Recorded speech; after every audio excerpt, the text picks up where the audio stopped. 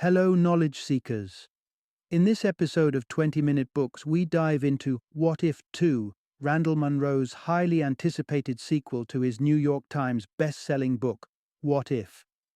Packed with Munroe's signature blend of humor and hard science, this book answers outlandish and intriguing questions sent in by readers. From the logistics of rolling a snowball down Mount Everest to the peculiarities of eating a cloud, Munroe tackles each hypothetical with rigorous research and a wit that has become synonymous with his work. Randall Munroe, the author, brings a unique background to the table. Trained as a physicist and having worked on building robots at a NASA research lab, Munroe left his technical career to pursue his passion for writing and drawing, the acclaimed webcomic XKCD. His comic, known for a smart take on science, mathematics, computer programming, and internet culture, has gathered a massive following, setting the stage for Munroe's authorial success. So who should tune in to hear about What If 2? If you're a fan of the geeky charm of XKCD, a lover of science with a sense of humor, or just someone who's curious about the oddities and what-ifs of our universe, this episode is for you. Join us as we explore a world where scientific inquiry meets the limitless bounds of imagination, all within the pages of Randall Munroe's latest endeavor.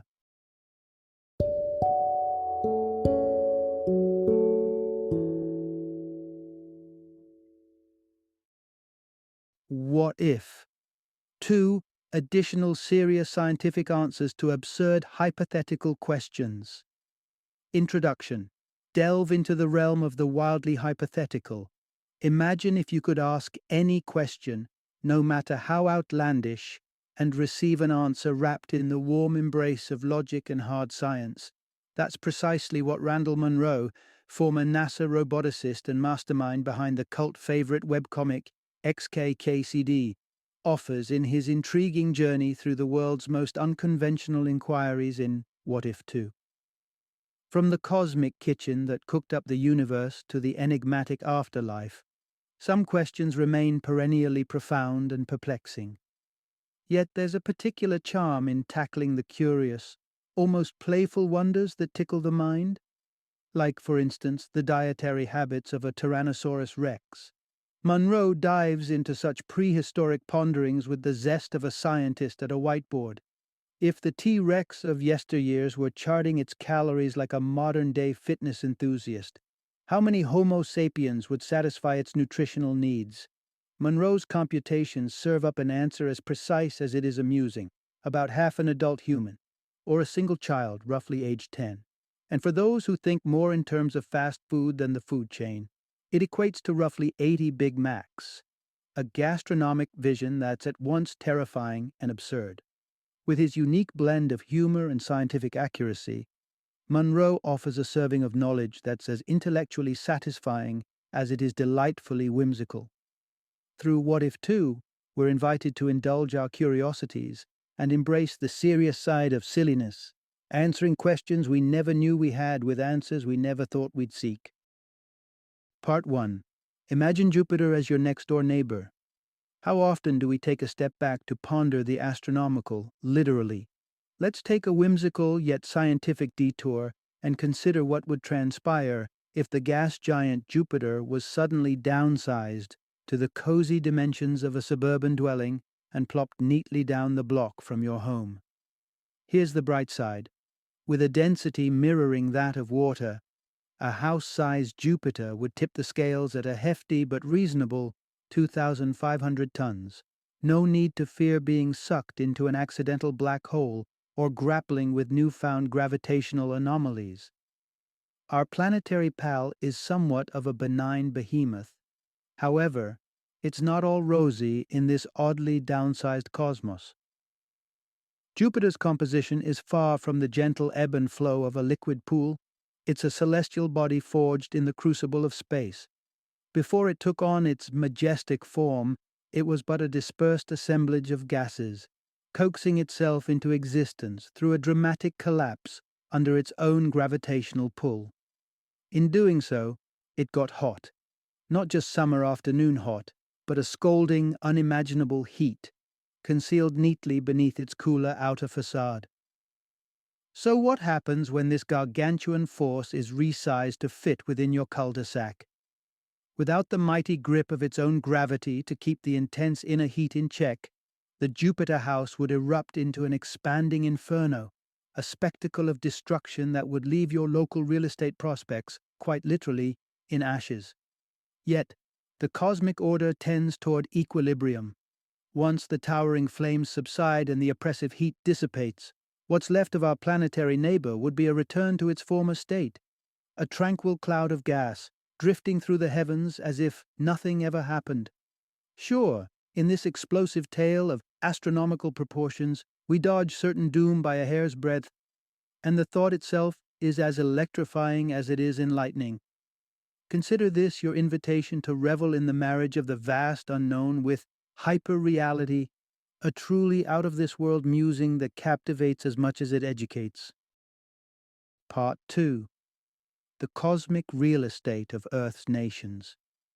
Think of Earth's countries owning not just a chunk of land with borders drawn on maps, but a slice of the heavens extending to infinity and beyond.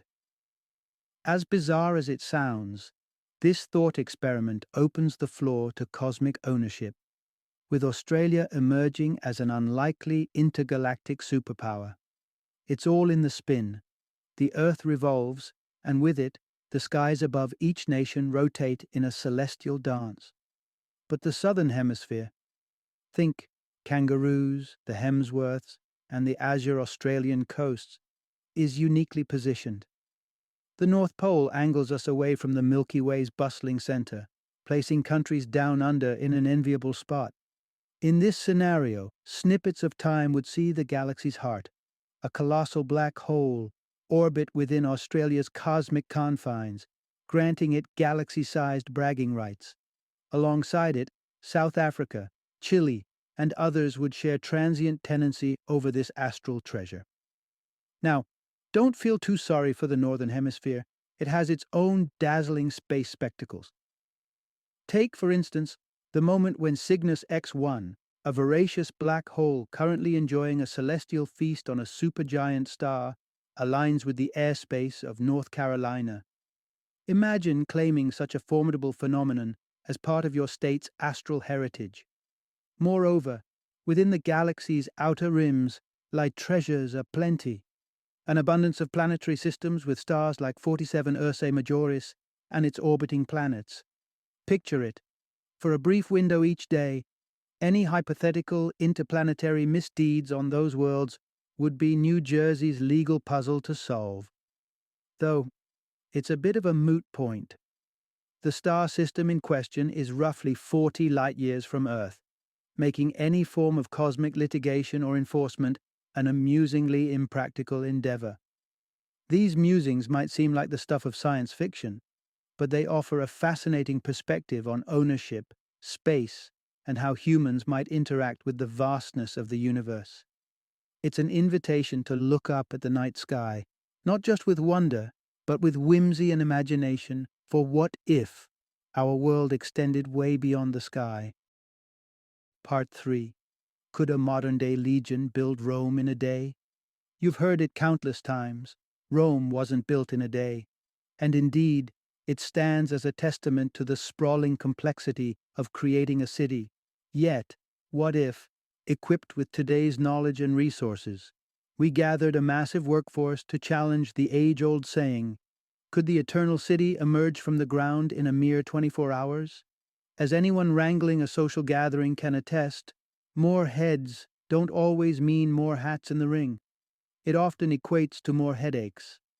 Translate this to urban construction, and the image becomes one of chaos. Hordes of workers stepping on each other's toes, the monumental task of training and logistics, and the Herculean effort of moving supplies through the congested veins of what would be an infant Rome. But let's indulge in this colossal thought experiment, leaning on the insight of civil engineer Daniel M. Chan, who devised a formula linking a project's cost and size to its completion time. Imagine Rome with an estimated value of $150 billion, where construction costs amount to 60% or $90 billion. Chan's method places Rome's build time between a decade and a decade and a half, far from a single sunrise to sunset cycle. Suppose we try to warp this timeline. If we estimate Rome's creation requires 2 billion labor hours, throwing 8 billion people into the mix could theoretically construct Rome in roughly a quarter of an hour. But Rome is far from your average construction job. Consider the Sistine Chapel's ceiling, a 4-year labor of love for Michelangelo, translating to 16 hours per square meter.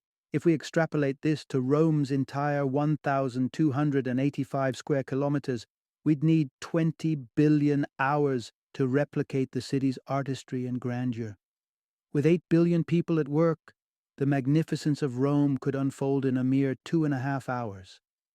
So, under these entirely hypothetical conditions, 8 billion tireless workers could indeed say Veni, Vidi, Vici to Rome's construction in somewhere between an astonishing 15 minutes and a brisk 2.5 hours.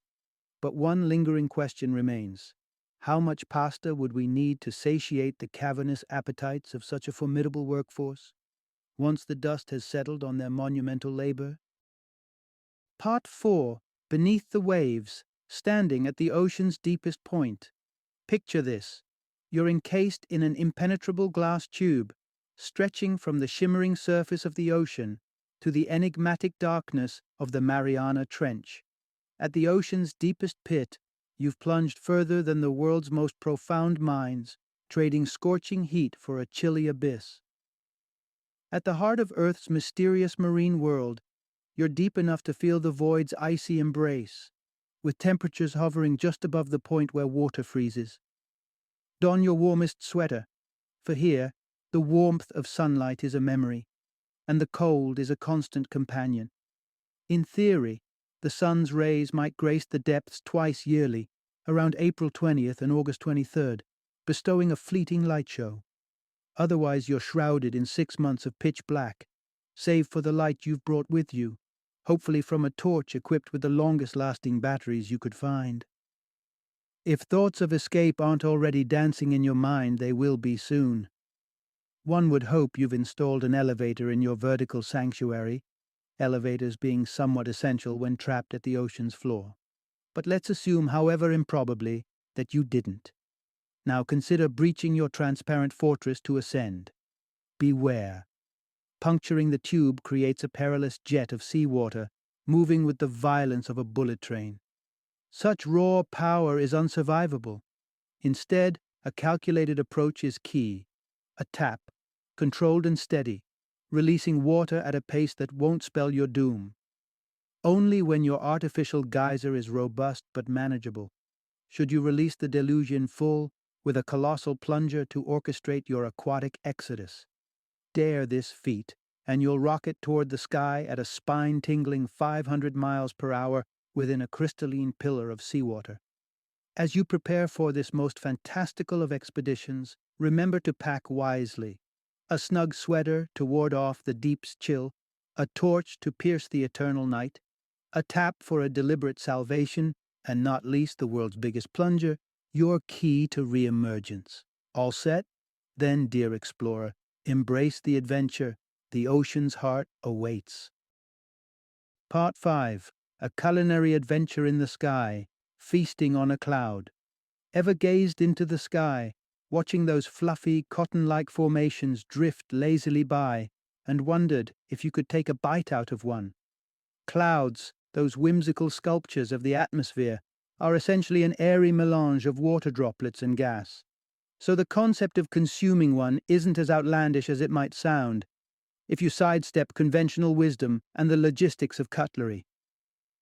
Here's where we encounter a hiccup. If you were to scoop up a cloud and plop it into your mouth, a dilemma arises. You could gulp down the watery aspect, sure, but you'd be left with an overly generous gulp of air. Your body, urgent to rid itself of this intruder, would expel the air through a resounding burp, releasing moisture, which would promptly rejoin the collective embrace of its cloud brethren. It's a cycle that would leave you belching up cloud as fast as you're devouring it. Yet, indulge the idea a bit further. If there was a way to wring out the air from your nebulous nosh, perhaps by using a fine sieve or some electrical wizardry to isolate the water, then indeed a feast fashioned from cloud could be on the menu. Envision a cloud of modest residence size, containing a steadying 2 to 3 liters of water, an amount that human anatomy could, in theory, accommodate in one sitting. Compare this to other edible delights, and you'll find clouds are unparalleled in their generous portions. Even something as airy as cotton candy, a confection that invokes the ethereal, doesn't come close to the sheer volume you could consume if clouds were indeed part of your diet. A typical human might manage a cubic foot of this spun sugar treat before reaching capacity, far below the house-sized helping of a cloud-turned meal.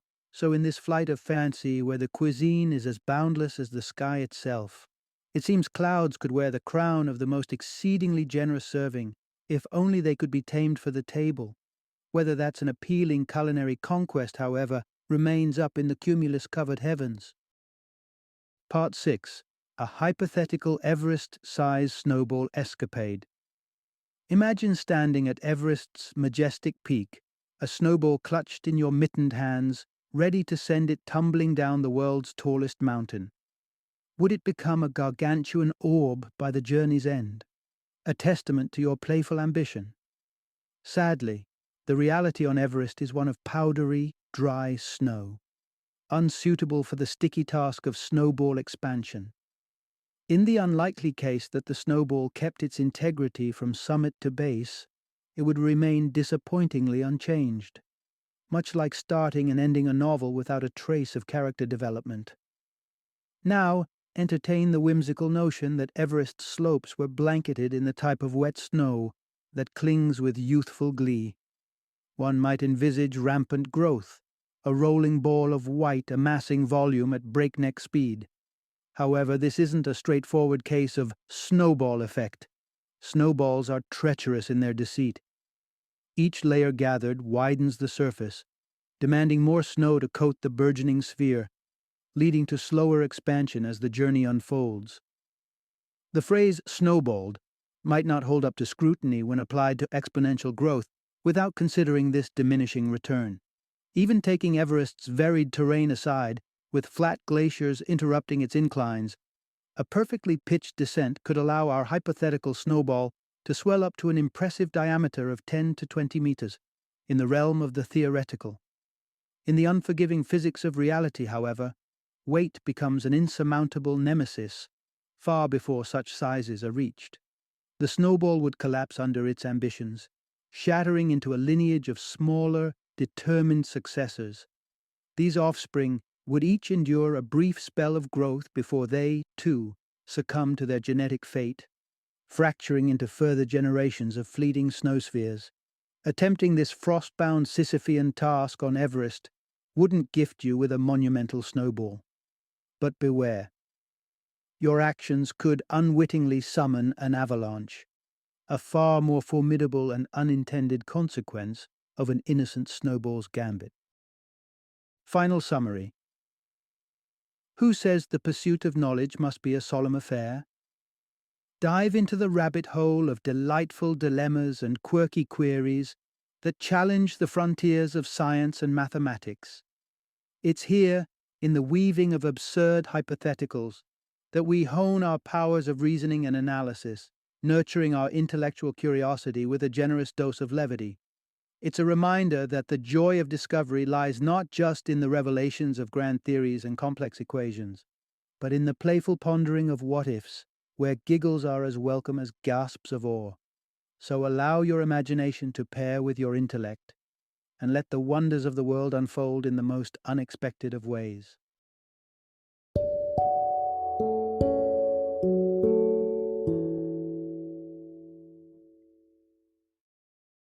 Thank you for joining me today on this journey of learning and discovery as we explored the insights of another thought-provoking book in our growing library of knowledge.